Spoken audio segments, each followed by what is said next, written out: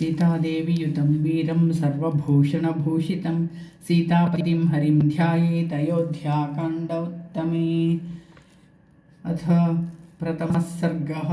रामाभिषेकव्यवसायः। गच्छता मातुलकुलं भरतेन तदा नघः शत्रुघ्नो नित्यशत्रुघ्नो नीतः प्रीतिपुरस्कृतः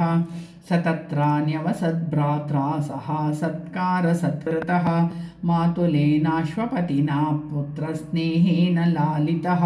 तत्रापि निवसन्तौ तौ तर्प्यमाणौ च कामतः भ्रातरौ स्मरतां वीरौ वृद्धं दशरथं नृपं राजापीतौ महातेजाः सस्मारा प्रोषितौ सुतौ उभौ भरतशत्रुघ्नौ महेन्द्रवरुणोपमौ सर्व एव तु तस्येष्टाश्चत्वारः पुरुषशभाः स्वशरीराद्विनिवृत्ताश्चत्वारा इव बाहवः तेषामपि महातेजा रामो रतिकरः पितुः स्वयंभोरिव भूतानां बभूवा गुणवत्तरः स हि देवैरुदीर्णस्य रावणस्य वदार्थिभिः अर्थितो मानुषे लोके जज्ञे विष्णुः सनातनः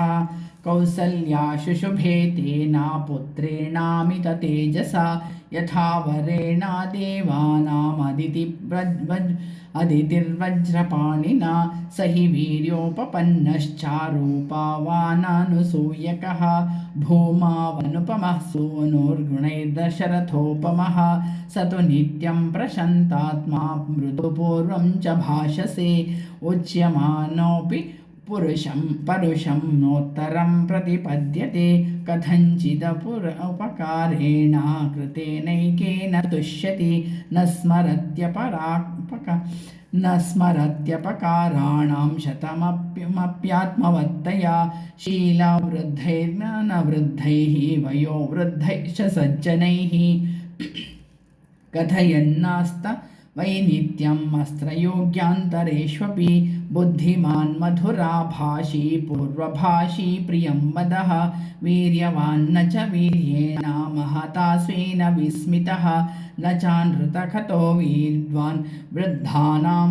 प्रतिपूजकः अनुरक्तः प्रजाश्चाप्यनुरञ्जते सानुक्रोशोजितक्रोधो ब्राह्मणप्रतिपूजकः दीनानुकम्पी धर्मज्ञो नित्यं प्रग्रहवान् शुचिः कुलोचितमतिः क्षात्रं धर्मं स्वं बहु मन्यते परया कीर्त्या महत्स्वर्गफलं ततः न श्रेयसी रतो यश्च न विरुद्धा कथारुचिः उत्तरोत्तरयुक्तीनां वक्ता वाचस्पतिर्यथा अरोगस्तरुणो वाग्मी वपुष्मान् देशकालवित् लोके पुरुषसारज्ञः साधुरेको विनिर्मितः सतो श्रेष्ठगुणैर्युक्तः प्रजानां पार्थिवात्मजः बहिश्चर इव प्राणो बभूवा गुणतः प्रियः सम्यग्विद्याव्रतस्नातो यथावत् सङ्गवेदवित् ईश्वस्त्रे चापितुः श्रेष्ठो बभूवा भरताग्रजः कल्याणाभिजनः साधुरतीनः सत्यवाग्रजुः वृद्धैरभिविनीतश्चाद्विजैर्धर्मार्थदर्शिभिः धर्मार्थकामतत्त्वज्ञः स्मृतिमान् प्रतिभानवान् लौकिके समयाचारे कृतकल्पो विशारदः निभृतः संवृताकारो गुप्तमन्तः सहायवान् अमोघक्रोधहर्षश्चात्यागः सङ्ग्रहकालवित् दृढभक्तिस्थिरप्रज्ञो नासाद्ग्राही न दुर्वचाः निस्तन्द्रिरप्रमत्तश्च स्वदोषापरदोषवित् शास्त्रज्ञश्च कृतज्ञश्च पुरुषान्तरकोविदः यः प्रग्रहानुग्रहयोर्यथा न्यायं विचक्षणः सत्सङ्ग्रहप्रग्रहणे स्थानविनिग्रहस्य च कर्मण्युपायज्ञः सन्दृष्टव्ययकार्म्यकर्मवित् श्रेष्ठ्यं शास्त्रसमूहेषु प्राप्तो व्यामिश्रकेषु च अर्थधर्मो च सङ्गृह्य सुखतन्त्रो न चालसः वैहारिकाणां शिल्पानां विघ्नार्था विभागवित् आरोहे विनये चैव युक्तो वारणवाजिनां धनुर्वेदविदां श्रेष्ठो लोके तीरथसम्मतः अभियाता प्रहर्ता चासेनान्नयविशारदः अपरदृश्यश्च संग्रामे क्रुद्धैरपि सुरासुरैः अनसो योजितक्रोधो न तृप्तो न च मत्सरी न चावमन्ता भूतानां न च कालवशानुगः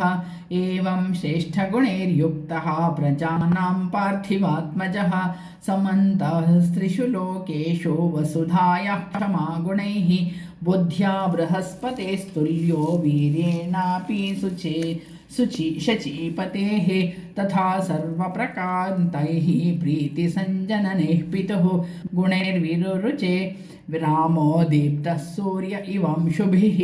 तमेवं वृत्तसम्पन्नम् अप्रदृश्य प्रकारं नत् पराक्रमं लोकपालोपमं नाथम् अकामयत मेदिनी एतैस्तु बहुभिर्योक्तं गुणैरनुपमैः सुतं दृष्ट्वा दशरथो राजा चक्रे चिन्तां परन्तपः अथ राज्ञो बभूवैवं वृद्धस्याचिरजीविनः रतिरेषा कथं रामो राजा स्यान्मयि जीवति एषा ह्यस्य परा प्रीतिर्हृदि सम्परिवर्तते कदा नामासु तं द्रक्ष्यामभिषिक्तमहं प्रियं वृद्धिकामो हि लोकस्य सर्वभूतानुकम्पनः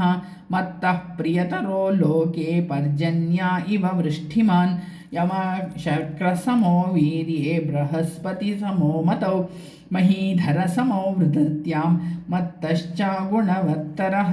महीमहमिमां कृत्स्नामधितिष्ठन्तमात्मजम् अनेना वयसा दृष्ट्वा यथा स्वर्गमवाप्नुयाम् इत्येतैर्विविधैस्तैस्तैः अन्यपार्थिवदुर्लभैः शिष्टैरपरिमेयैश्च लोके लोकोत्तरैर्गुणैः तं समीक्षा महाराजो युक्तं समुदितैः शुभैः निश्चित्या सचिवैः सार्धं युवराजममन्यत दिव्यन्तरिक्षे भूमौ च घोरमुत्पाततं भयं सञ्चचक्षे च मेधावी शरीरे चात्मनो जरां पूर्णचन्द्राननस्याथा शोकापनुदमात्मनः लोके रामस्य बुबुधे सम्प्रियत्वं महात्मनः आत्मनश्च प्रजानां चाश्रेयसे चाप्रियेण च प्राप्तकाले स धर्मात्मा भक्त्या त्वरितवान् नृपः नानानगरवास्तव्यान् पृथग्वानपदानपि समानयनाय मेधिन्याः प्रधानान् पृथिवीपतीन् तान् वेश्मानानभरणैः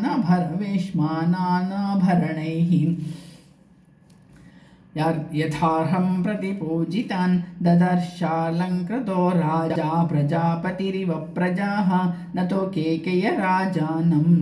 जनकं वानराधिपः त्वरया जनयामासा पश्चात्तौ श्रोष्यतः प्रियम् अथोपविष्टे नृपतौ तस्मिन् परबलार्दने ततः प्रविविशुः शेषा राजानो लोकसम्मताः अथ राज्ञावितीर्षेषु विविधेष्वासनेषु च राजानामेवाभिमुखा निषेधुर्नयकोविदाः सलुब्धमानैर्विनयान्वितैर्नृपैः पुरालयैर्जानपदैश्च मानवैः उपोपविष्टैर्नृपतिर्वृतो बभौ सहस्रचक्षुर्भगवानिवामरैः। ॐ तत्सदिति श्रीमद्रामायणे वाल्मीकये आदिकाव्ये चतुर्विंशतिसहस्रिकायां संहितायाम् अयोध्याकाण्डे रामाभिषेकव्यवसायो नाम प्रथमः सर्गः। अथ द्वितीयः सर्गः परिषदनुमोदनम्। ततः परिषदं आमन्त्र्यत वसुधाधिपः हितमुद्धर्षणं चैवं मम च प्रथितं वचः दुन्दुभिस्वनकल्पेन गम्भीरेणानुनादिना स्वरेण महता राजा जीमूतालिव नादयन् राजलक्षणयुक्तेन कान्तेनानुपमेन च उवाचारसयुक्तेन स्वरेण नृपतिर्नृपान् विदितं भवतामेतद्यथा मे राज्यमुत्तमं पूर्वकैर्मम राजेन्द्रैः सुतवत्परिपालितं सोऽहमीक्ष्वाकुभिः सर्वैः नरेन्द्रैः परिपालितं श्रेयसायोक्तुकामोऽस्मि सुखार्हामखिलं जगत् मयाप्याचरितं पूर्वैः पन्थानामनुगच्छता प्रजा नित्यमनिद्रेण यथाशक्त्यभिरक्षिताः इदं शरीरं लोकस्य कृष्णस्य चरता हितं पाण्डरस्यातपत्रस्य छायायां जरितं मया प्राप्या वर्षसहस्राणि बहून्यायुषि जीवतः जीर्णस्यास्य शरीरस्य विश्रान्तिमभिरोचये राजप्रभावजुष्टां हि दुर्वहां मजितेन्द्रियः परिश्रान्तोऽस्मि लोकस्य गुर्वीं धर्मधुरं महन् सोऽहं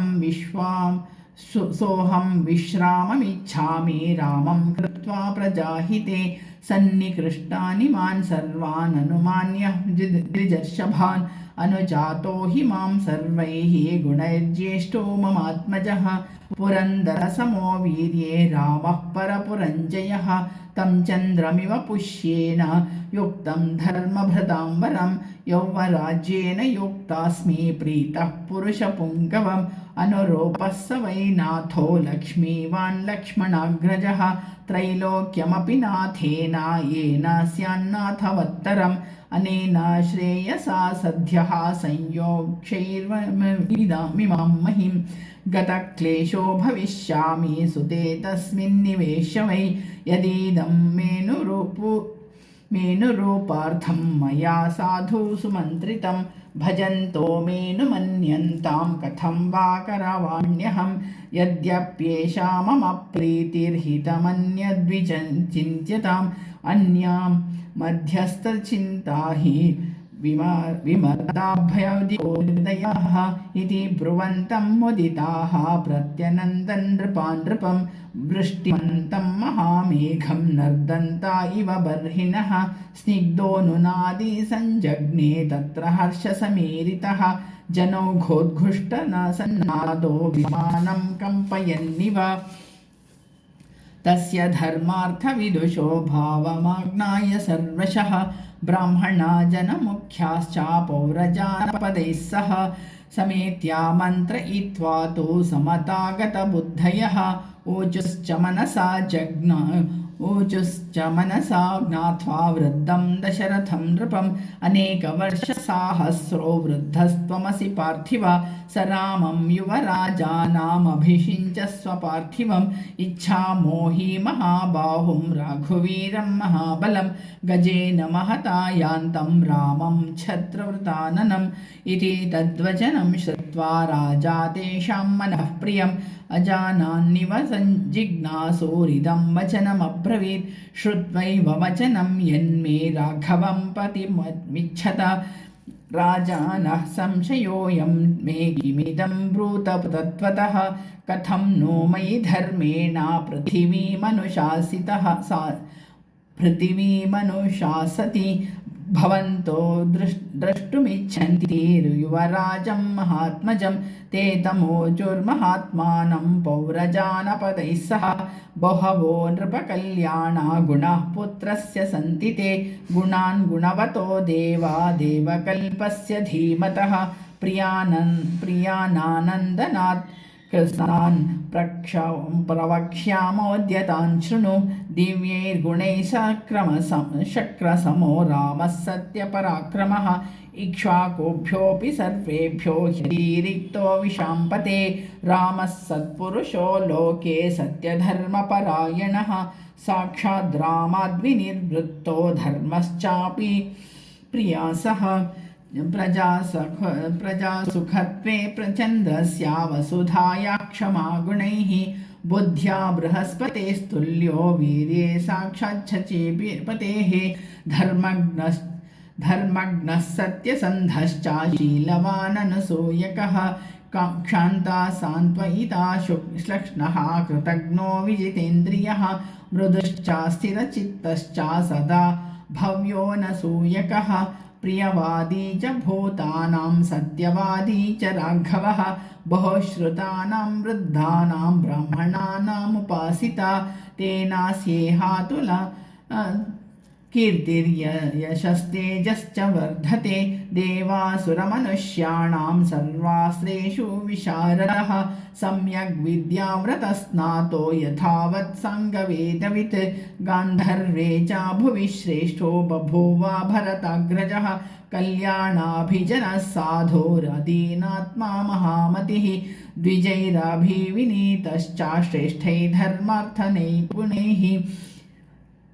यदा व्रजति संग्रामं ग्रामार्थे नगरस्य वा गत्वा सौमित्रिसहितो नाविजित्या निवर्तते संग्रामात् पुनरागम्य कुञ्जरेण रथेन वा पौराञ्च स्वजनवन्नित्यं कुशलं परिपृच्छति पुत्रस्वेऽग्निषु द्वारेषु प्रेष्यति शिष्यगणेषु च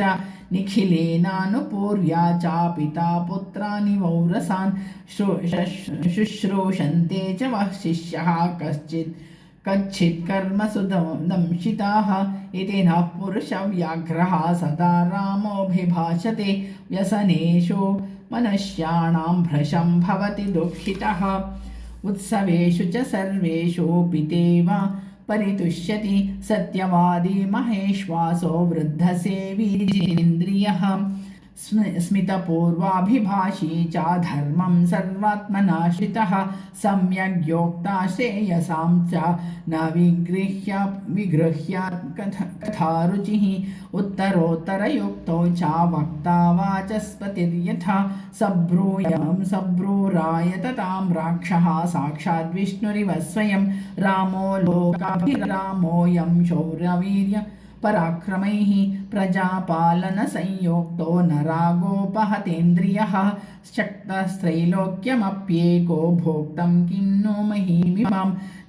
नास्य क्रोधस्प्रसादश्च निरर्थोऽस्ति कदाचन हन्त्येवा नियमाद्वाध्यान्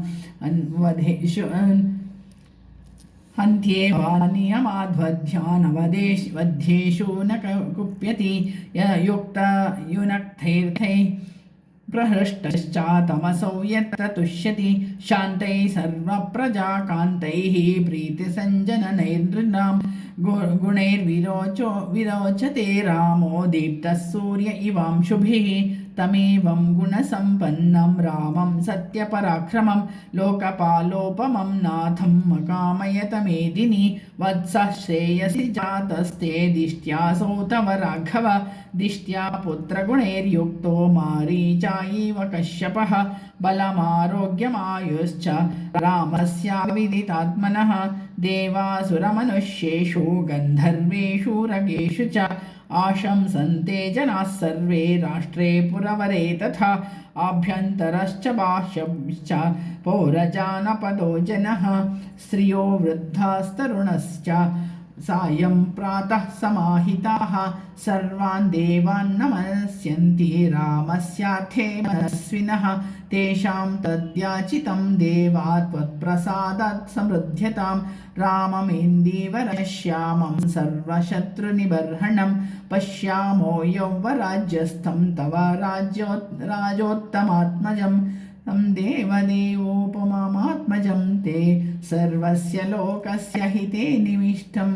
हिताय न क्षिप्रमुदारजुष्टं मुदाभिषेक्तुं वरदत्वमर्हसि तं देवदेवोपमात्मजं ते सर्वस्य लोकस्य हिते निविष्टं हिताय न क्षिप्रमुदारुजुष्टं मुदाभिषेक्तुं वरदत्वमर्हसि। ओं तत्सदिति श्रीमद् रामायणे वाल्मीकये आदिकाव्ये चतुर्विंशतिसहस्रिकायां संहितायाम् अयोध्याकाण्डे परिषदनुमोदनं नाम द्वितीयः सर्गः। తత్సత్.